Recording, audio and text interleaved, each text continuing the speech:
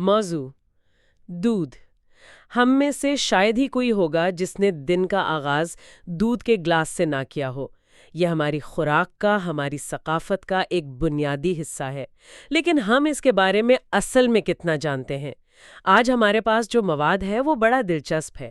اس میں صحت سے متعلق جدید تحقیق بھی ہے، جلد کی خوبصورتی پر مضامین بھی، اور کچھ قدیم مذہبی حوالے بھی. تو آج کا مقصد ہے دودھ کی اس سادہ سی تصویر کے پیچھے چھپی پیچیدہ حقیقت کو سمجھنا، اس کے فائدے، اس کے خطرات، اور یہ ہماری زندگیوں میں اتنی گہری جگہ کیوں رکھتا ہے. اور یہ سفر شروع ہی ایک ایسی جگہ سے ہوتا ہے جو کہانیوں اور حقیقت کے درمیان ہے. ہم سب نے کلیوپاٹرا کے دودھ سے نہانے کے قصے سنے ہیں. ہمارے ذرائع یہ بتاتے ہیں کہ یہ صرف کوئی شاہی چونچلا نہیں تھا. اس کے پیچھے ٹھوس وجوہات تھیں جنہیں آج سائنس بھی مانتی ہے.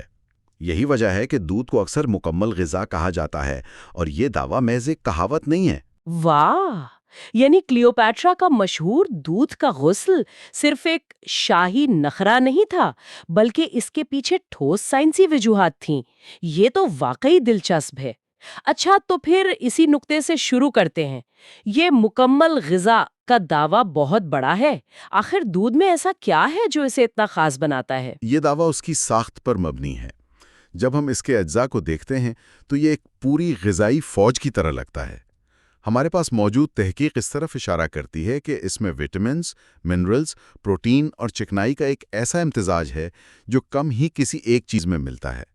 لیکن اصل بات صرف وٹامنز کی فہرست نہیں، بلکہ یہ ہے کہ دودھ ایک قدرتی سائنرجی یا ہم آہنگی پیدا کرتا ہے.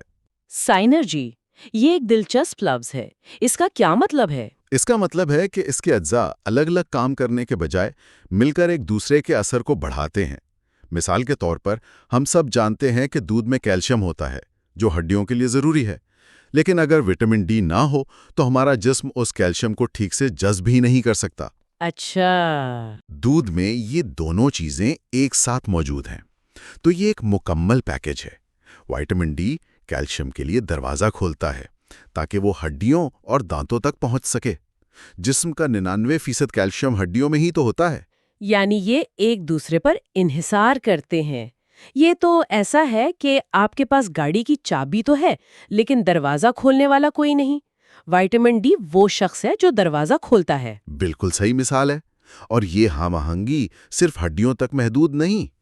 جلد کی بات کریں تو دودھ میں پروٹین اور وٹامن اے بھی ہے. پروٹین جلد کے لیے بنیادی تعمیراتی بلاکس یعنی امائنو ایسڈز فراہم کرتا ہے. انہی امائنو ایسڈ سے کولیجن بنتا ہے.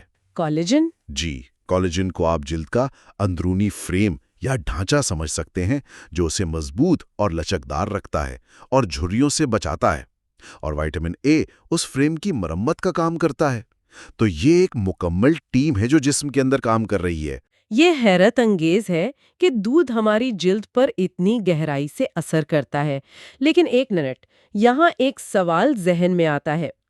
ایک طرف تو ذرائع یہ کہہ رہے ہیں کہ دودھ جلد کو نمی دیتا ہے اور اسے جوان رکھتا ہے، لیکن دوسری طرف ہم نے اکثر سنا ہے کہ ڈیری مصنوعات سے کیل مہاسے اور جلد کے مسائل بڑھتے ہیں. کیا یہ بات تھوڑی متضاد نہیں؟ ہمارے مواد میں اس تضاد کی کوئی وضاحت ہے؟ بہت اہم نقطہ اٹھایا آپ نے، اور ذرائع اس پر بات کرتے ہیں. یہ تضاد دودھ کی قسم اور مقدار پر منحصر ہے. دیکھیں، دودھ میں 85 سے 90% پانی اور صحت مند چکنائیاں جیسے فاسفولیپڈز اور اومیگا فیٹی ایسڈز ہوتے ہیں. یہ جلد کی بیرونی تہہ کو قدرتی طور پر نمی دیتے ہیں اور خشکی سے بچاتے ہیں. اس میں لیکٹک ایسڈ بھی ہے جو جلد کو صاف کرنے میں مدد دیتا ہے. اچھا، اسی لیے کلیوپاٹرا دودھ سے نہاتی تھی؟ بالکل.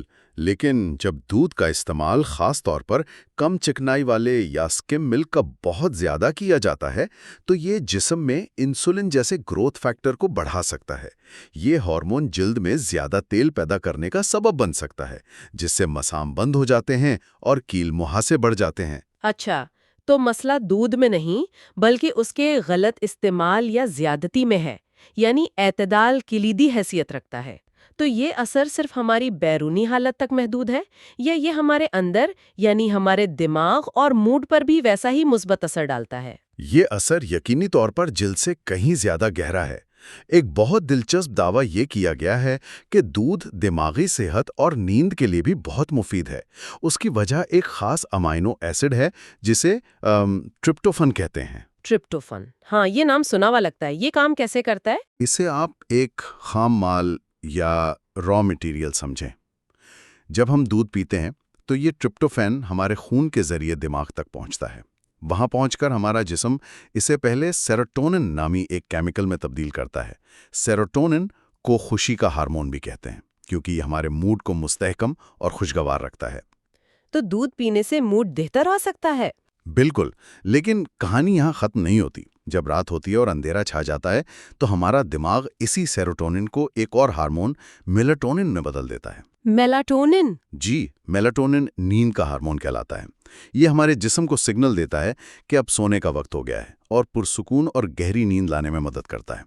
یہی وجہ ہے کہ صدیوں سے رات کو سونے سے پہلے گرم دودھ پینے کا رواج ہے۔ یہ صرف ایک ٹوٹکا نہیں، اس کے پیچھے پوری بائیو کیمسٹری کام کر رہی ہے۔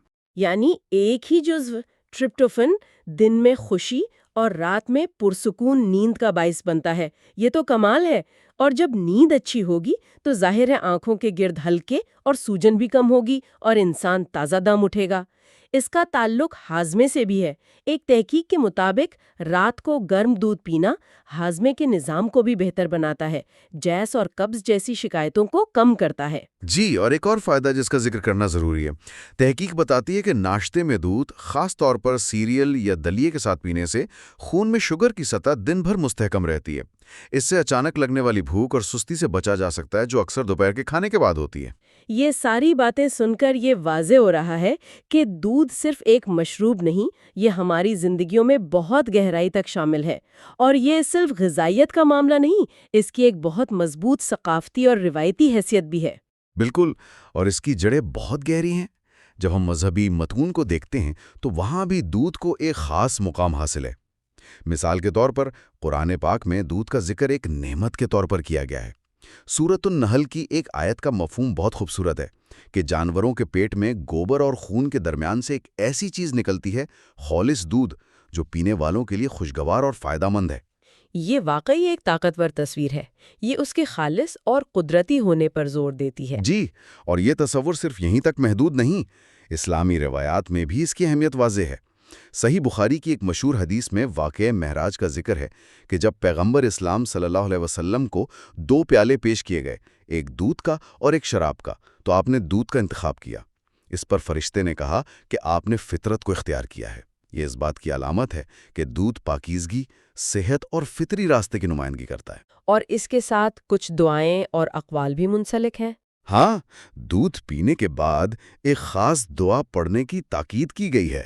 اللہم بارک لنا فیہ وزدنا منہ، یعنی اے اللہ ہمیں اس میں برکت دے اور ہمیں اس سے زیادہ عطا فرما۔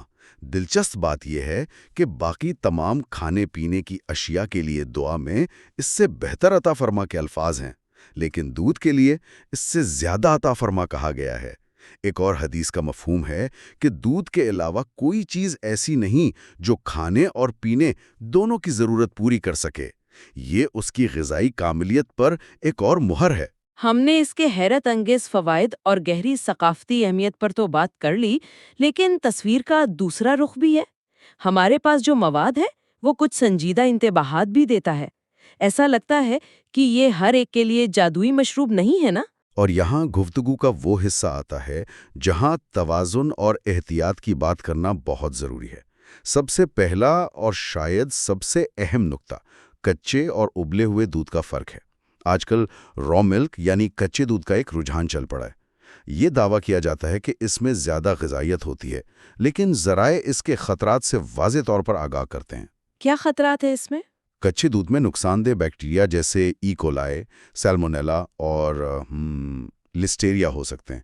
یہ بیکٹیریا جانور کے جسم سے یا دودھ دوہنے کے عمل کے دوران دودھ میں شامل ہو سکتے ہیں اور شدید بیماریوں کا سبب بن سکتے ہیں، جن کی علامات میں متلی، قے، اسہال اور بخار شامل ہیں۔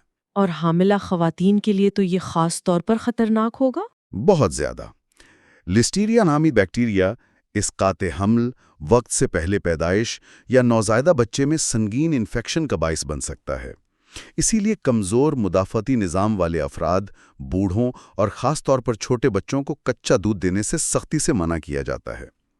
ابالنے کا عمل، جسے پاسچرائزیشن کہتے ہیں، ان تمام نقصان دہ بیکٹیریا کو ختم کر دیتا ہے، جبکہ دودھ کی زیادہ تر غذائیت برقرار رہتی ہے۔ تو پیغام صاف ہے، ہمیشہ ابال کر یا پاسچرائزڈ دودھ استعمال کریں۔ اچھا، یہ تو ہوئی کچے دودھ کی بات، لیکن کیا ابلا ہوا دودھ بھی سب کے لیے ٹھیک ہے، خاص طور پر زیادہ مقدار میں؟ نہیں، بالکل نہیں۔ یہیں پر لیکٹوز عدم برداشت یعنی لیکٹوز انٹالرنس کا مسئلہ سامنے آتا ہے۔ یہ ایک بہت عام حالت ہے۔ ایک تحقیق کے مطابق دنیا کی تقریباً 65 سے 70% بالغ آبادی میں لیکٹوز یعنی دودھ میں پائی جانے والی قدرتی شوگر کو ہضم کرنے کی صلاحیت عمر کے ساتھ کم ہو جاتی ہے۔ 70%؟ یعنی 2/3 سے زیادہ آبادی دودھ ٹھیک سے ہضم نہیں کر پاتی؟ یہ تو بہت بڑی تعداد ہے۔ جی، یہ سوچنے کی بات ہے کہ جس چیز کو ہم قدرتی غذا سمجھتے ہیں وہ انسانیت کی اکثریت کے لیے قدرتی طور پر ہضم کرنا مشکل ہے۔ اس کی وجہ یہ ہے کہ بچپن کے بعد ہمارا جسم لیکٹیز نامی انزائم بنانا کم کر دیتا ہے، جو لیکٹوز کو توڑنے کے لیے ضروری ہے۔ جب یہ انزائم نہیں ہوتا تو لیکٹوز آنتوں میں جا کر گیس، پیٹ پھولنے، درد اور بدہضمی کا باعث بنتا ہے۔ یہ ایشیائی، افریقی اور جنوبی امریکی نسل کے لوگوں میں زیادہ عام ہے۔ اور اس کے علاوہ ہم نے کیل مہاسوں کی بات تو کی، لیکن کیا اس سے بھی زیادہ سنگین خدشات ہیں؟ کینسر کے ساتھ اس کے تعلق کے بارے میں بہت کچھ سننے کو ملتا ہے۔ یہ ایک بہت متنازع اور پیچیدہ موضوع ہے، اور ہمارے ذرائع بھی اس پر محتاط ہیں۔ تحقیق کے نتائج واقعی ملے جلے ہیں۔ کچھ بڑی سٹڈیز جیسے کہ ہارورڈ کی ایک تحقیق میں یہ بات سامنے آئی کہ جو لوگ دن میں 2 یا 3 گلاس سے زیادہ دودھ پیتے ہیں ان میں پروسٹیٹ یا چھاتی کے کینسر کی بعض اقسام کا خطرہ تھوڑا بڑھ سکتا ہے۔ لیکن کیا یہ حتمی ہے؟ سائنسدان ابھی تک کسی ایک نتیجے پر نہیں پہنچے ہیں۔ شاید اس کا تعلق صرف دودھ کی مقدار سے نہیں بلکہ اس کی قسم سے ہے، اس کے پروسیسنگ کے طریقے سے، اور سب سے اہم، انسان کی اپنی جینیات اور مجموعی طرز زندگی سے۔ اس لیے فی الحال کوئی واضح ہاں یا نہیں کا جواب موجود نہیں۔ تو ان سب باتوں کا کیا مطلب ہے؟ ایک طرف دودھ ایک غذائی پاور ہاؤس ہے جس کی گہری ثقافتی اور روحانی جڑیں ہیں، دوسری طرف اگر اسے صحیح طریقے سے استعمال نہ کیا جائے یا یہ ہر کسی کو موافق نہ آئے تو اس کے حقیقی خطرات بھی ہیں۔ یہ تو کافی الجھا ہوا معاملہ ہے۔ اگر ہم اس کو بڑی تصویر میں دیکھیں تو یہ توازن، انفرادیت اور آگاہی کا معاملہ ہے۔ خلاصہ یہ ہے کہ اس کے فوائد ناقابل تردید ہیں۔ یہ ایک مکمل غذائی پیکج ہے، ہڈیوں اور جلد کے لیے بہترین ہے، پرسکون نیند لانے میں مددگار ہے اور بلڈ شوگر کو مستحکم رکھتا ہے۔ لیکن اس کے ساتھ ساتھ اس کی حدود بھی ہیں۔ کچا دودھ خطرناک ہے، دنیا کی اکثریت اسے ہضم نہیں کر سکتی، زیادہ استعمال سے جلد کے مسائل پیدا ہو سکتے ہیں، اور کچھ سنگین بیماریوں سے اس کے تعلق پر ابھی تک سوالیہ نشان ہیں۔ تو پھر ایک عام انسان کے لیے اس کا کیا حل ہے؟ وہ کیسے فیصلہ کرے کہ دودھ اس کے لیے اچھا ہے یا نہیں؟ اس پوری گفتگو کا نچوڑ شاید یہ ہے کہ دودھ کو ایک ٹول یا ایک اوزار کی طرح دیکھیں۔ یہ کوئی جادوئی امرت نہیں ہے جو سب کے لیے یکساں کام کرے۔ اگر آپ کو رات کو نیند نہیں آتی تو سونے سے پہلے ایک کپ گرم دودھ ایک بہترین قدرتی حل ہو سکتا ہے۔ اگر آپ ورزش کے بعد پٹھوں کی بحالی چاہتے ہیں تو اس کا پروٹین بہت کارآمد ہے۔ بات صرف دودھ پینے کی نہیں بلکہ اسے اپنی ضرورت کے مطابق صحیح وقت اور صحیح مقدار میں استعمال کرنے کی ہے۔ اور سب سے اہم بات، اپنے جسم کی سنیں۔ اگر اسے پینے سے آپ کو تکلیف ہوتی ہے تو اس کا مطلب ہے کہ یہ آپ کے لیے نہیں ہے۔ بالکل۔ ہم نے کولیجن کی تشکیل سے لے کر کچے دودھ میں موجود لسٹیریا جیسے بیکٹیریا کے خطرات تک، اور قرآن کے حوالوں سے لے کر لیکٹوز عدم برداشت کی سائنس تک بہت سے پہلوؤں کا احاطہ کیا ہے۔ دودھ کا ایک سادہ سفید مشروب سے ایک پیچیدہ اور کثیر الجہتی موضوع تک کا یہ سفر، جس میں غذائیت، ثقافت، سائنس اور احتیاط سب شامل ہیں، واقعی بہت دلچسپ ہے۔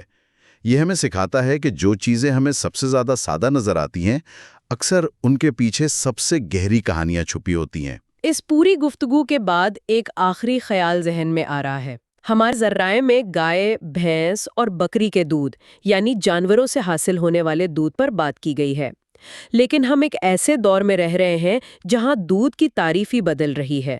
بادام، سویا، جئی اور ناریل کے دودھ جیسے پودوں پر مبنی متبادلہ تیزی سے مقبول ہو رہے ہیں۔ یہ غور کرنے کے لیے ایک بہترین نقطہ ہے۔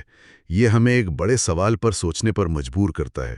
ان نئے دودھ کی غذائی خصوصیات اور ثقافتی اہمیت کا روایتی ڈیری سے کیسے موازنہ کیا جا سکتا ہے؟ کیا ان میں بھی وہی سائنرجی ہے جس کی ہم نے بات کی؟ کیا یہ ہماری ہزاروں سال پرانی ثقافتی اور روحانی وابستگی کی جگہ لے سکتے ہیں؟ شاید ہم اس وقت تاریخ کے ایک ایسے موڑ پر کھڑے ہیں جہاں دودھ کا بنیادی تصور ہی ایک بڑی تبدیلی کے دور سے گزر رہا ہے، اور یہ تبدیلی مستقبل میں ہماری خوراک کی عادات اور صحت کی نئی تعریف کرے گی۔